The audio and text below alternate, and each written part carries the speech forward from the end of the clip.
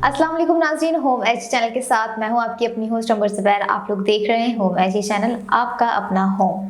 नाज़रीन, इस वक्त हमारे साथ मुर्शिद हॉस्पिटल की न्यूरो फिजिशियन डॉक्टर कुर्रतुल ऐन मौजूद है। न्यूरो के जो भी मसाइल होते हैं, जो पेशेंट मुर्शिद हॉस्पिटल आ रहे होते हैं, इन मसाइल के साथ किस तरह से उनका सॉल्यूशन डॉक्टर कुर्रतुल ऐन उन्हें देती हैं, ये सारी इस पर हम डिटेल में बात करेंगे डॉक्टर कुर्रतुल ऐन से। डॉक्टर कुर्रतुल ऐन को प्रोग्राम में वेलकम कहते हैं। अस्सलाम वालेकुम डॉक्टर कुर्रतुल ऐन, कैसी हैं आप? वालेकुम अस्सलाम, शुक्र अल्हम्दुलिल्लाह, ठीक ठाक, आप बताएं। अल्हम्दुलिल्लाह मैं भी बिल्कुल ठीक ठाक। डॉक्टर कुर्रतुल ऐन, आपकी जो फील्ड है, the first thing is that doctor field, उसके बाद फैकल्टी में अगर हम आते हैं न्यूरो सर्जन, तो थोड़ा सा मैं चाहूंगी कि आप न्यूरो सर्जन के न्यूरो के हिसाब से जो हमारे पेशेंट होते हैं उनको आप किस तरह से डिस्क्राइब करेंगी?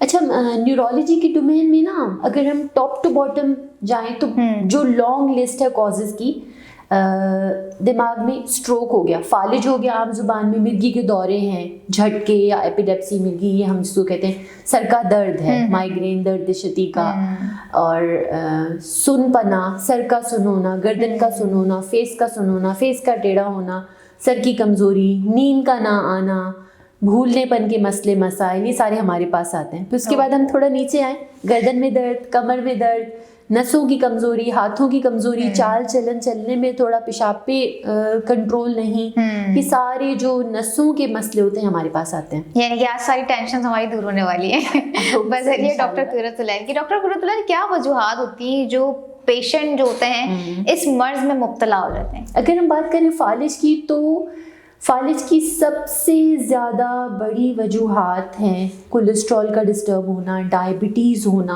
हार्ट के मसले, अपने शरियानों के अंदर क्लॉट का जमा हो जाना, डायबिटीज़ वही कि शुगर का कंट्रोल अच्छा नहीं है, वॉक नहीं है, सेडेंट्री लाइफस्टाइल है, और जो तजवीज़ की गई हैं दवाइयाँ ब्लड प्रेशर को कंट्रोल करने के लिए, डायबिटीज़ को कंट्रोल करने के लिए, उनका इस्तेमाल ना करना, टाइम से दवाई ना लेना।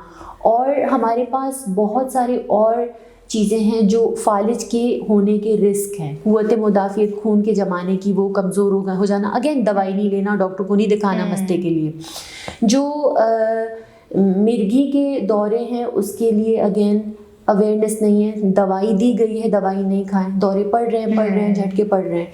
सर का दर्द है, उसकी डायग्नोसिस नहीं, बस अभी ठीक है, मैं देख रही हूँ, सही हो जाएगा, चाय पी लूँगी, आराम कर लूँगी। फिर वो बढ़ते ऐसे स्टेज पे जाके पहुँच जाते हैं, फिर ऑब्वियसली थोड़ा ट्रीटमेंट मुश्किल होती है। अवेयरनेस की कोई तकलीफ़ है, उसकी ना होना एक सबसे बड़ी वजह है अलामात की पेचीदगियों को बढ़ा के एक कॉम्प्लिकेशन की तरफ लेके जाने की।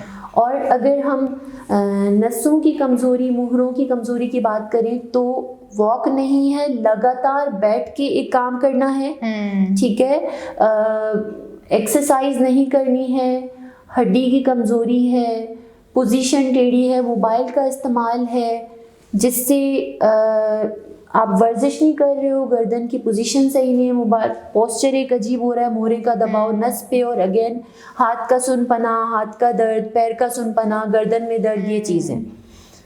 बाकी नसों की कमज़ोरी शुगर की वजह से हो सकती है, बहुत सारी सिस्टमिक डिजीज़ हैं उसकी वजह से हो सकती है। सही। तो डॉक्टर साहब, क्यों डॉक्टर साहबा इस तरह की ये जो है लोग हमारे शिकार होते जाते हैं, क्यों उनमें इतनी अवेयरनेस नहीं है? और पाकिस्तान में तो ज़्यादा पाई जाती हैं इस तरह की बीमारियाँ। यही कि मैं दवाइयों के चक्कर में नहीं पड़ना चाहती, घर के टोटके होम रेमेडीज, ये कि नहीं, मुझे महसूस होगा मेरा ब्लड प्रेशर बढ़ा हुआ है, मुझे पता चल जाएगा तो मैं दवा खाऊंगा, वरना मैं दवा नहीं खाऊंगा। तो ये एक सबसे बड़ी चीज़ है। और बहुत सारे मसले अपने साथ लेके बैठे हुए डॉक्टर के पास नहीं जाना। फला मेरे मरीज को फालिज, जैसे हम अगर एक टॉपिक आज फालिज ही ले लेना, तो शरियान में क्लॉट आया, दिमाग में खून का रवानगी रुकी, उस इलाके में वो इलाका डैमेज हुआ। अब उसका हर चीज़ को दिमाग ही रन कर रहा होता है। फालिज की अगर हम बात करें डिटेल में, कि मुझे बात करनी है, मुझसे कोई बात कर रहा है, मैं उसको जवाब दे रहा हूँ बात करने की, तो बोलना दिमाग से आता है, लेफ्ट साइड लोब से। सीधे हाथ की ताकत, सीधे पैर की ताकत, ये दिमाग से आती है।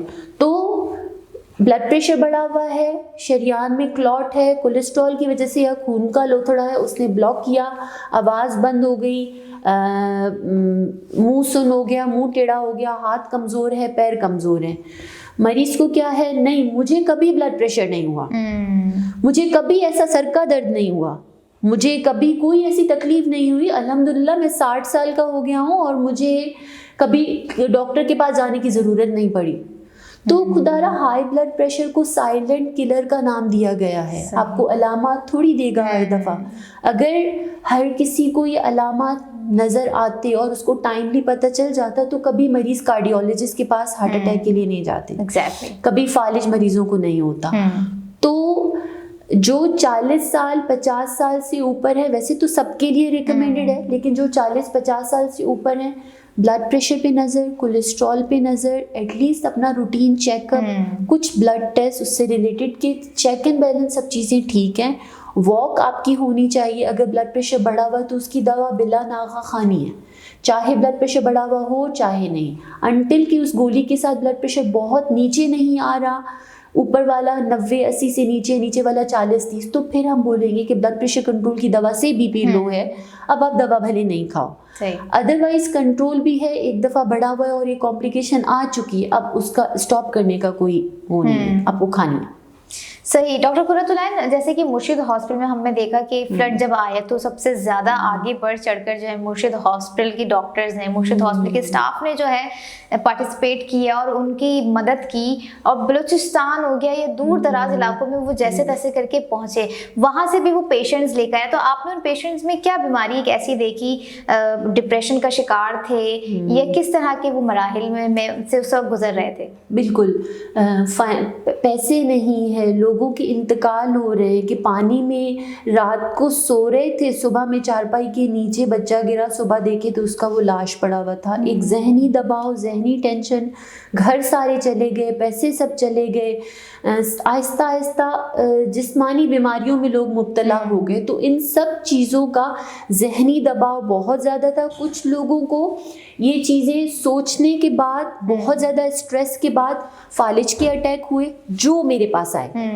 तो हमने रिस्क फैक्टर्स देखे, स्ट्रेस था, डिप्रेशन था, उन चीज़ों को एड्रेस करके उसका ट्रीटमेंट किया, ब्लड प्रेशर कंट्रोल किया, कुछ टेस्ट उस हवाले से करके कि ये वजूहात है। वो चीज़ जो डिप्रेशन है वो उन लोगों में सबसे ज़्यादा उस दिनों पे कॉमन था। जो अगला बंदा आ रहा था वो यही कि हमारा ये चला गया, हमारे पास अब कुछ भी नहीं है।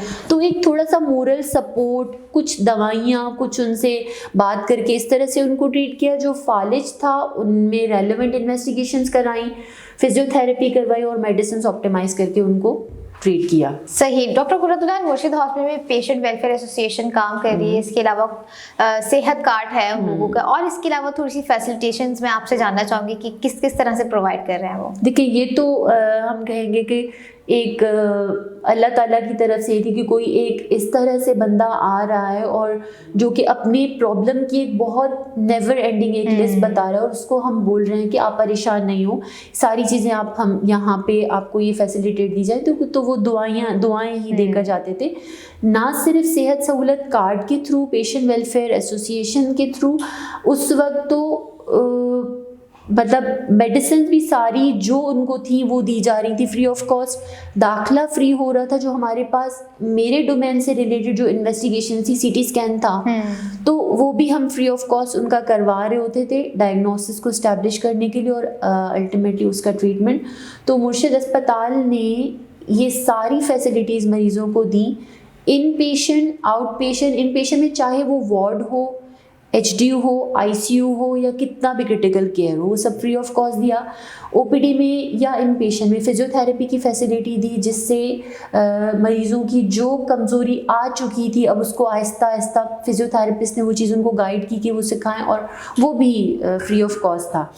और बाकी उसके बाद फॉलोअप्स तो वो चलते रहे उनके, इन्वेस्टिगेशंस, ट्रीटमेंट इन पेशेंट में या आउट पेशेंट में, सब चीज़ें, टेस्ट जो हम अलग अलग, हम अगर उस दौरान हॉस्पिटल में रह के तो दो डिस्टेंट एरियाज़ में जो कैंप्स, उस पर भी सब चीज़ें फ्री ऑफ कॉस्ट मुर्शिद ने प्रोवाइड की थी। बहुत ज़बरदस्त। मुर्शिद हॉस्पिटल जो इतना काम कर रहा है, उस इदारे के साथ जो है आप कनेक्टेड हैं, एफिलिएटेड हैं, किस तरह का एक्सपीरियंस आपका रहा है? मैं तो देखिए, मैं जब भी ये कहती हूँ, मैं तो ये जो इदारा है, फलाई इदारा, इसमें आपको तो देखिए आपके थ्रू मैं क्या कहूँ, इन अदर वर्ड्स के अल्लाह ताला ने आपको ये एक एक गोल्डन चांस दिया है कि आप पहले तो एक फ़ख्र की बात है कि हम यहाँ पे हैं और लोगों की मुर्शिद अस्पताल के थ्रू हम मदद कर रहे हैं, ठीक है, मदद कर रहे हैं और सब चीज़ें प्रोवाइड करने का हाथ ज़ाहिर से बदस्लॉट यही है, यहीं से ही हो रही हैं।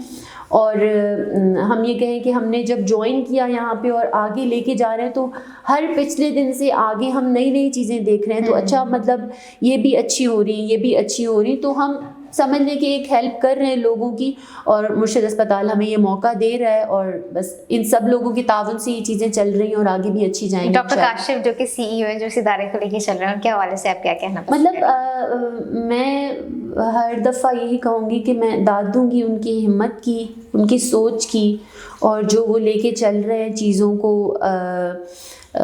ये जो हम अभी सारा हमने अभी डिस्कस किया है डॉक्टर काशिफ की वजह से ही है। वो हर उसमें पेशेंट वेलफेयर एसोसिएशन में कहाँ से किस तरह से करके चीज़ें अरेंज करनी है, कैसे देना, बाज़ दफ़ा तो चीज़ें हमें भी पता नहीं होती, वो मतलब इस तरह से लोगों की जाके आउट ऑफ द वे जाके हेल्प करते हैं।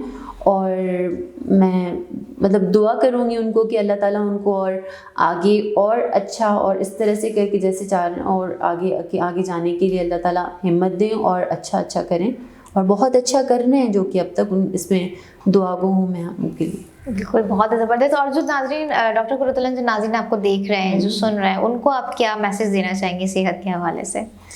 देखिए, न्यूरोलॉजी ना हमारे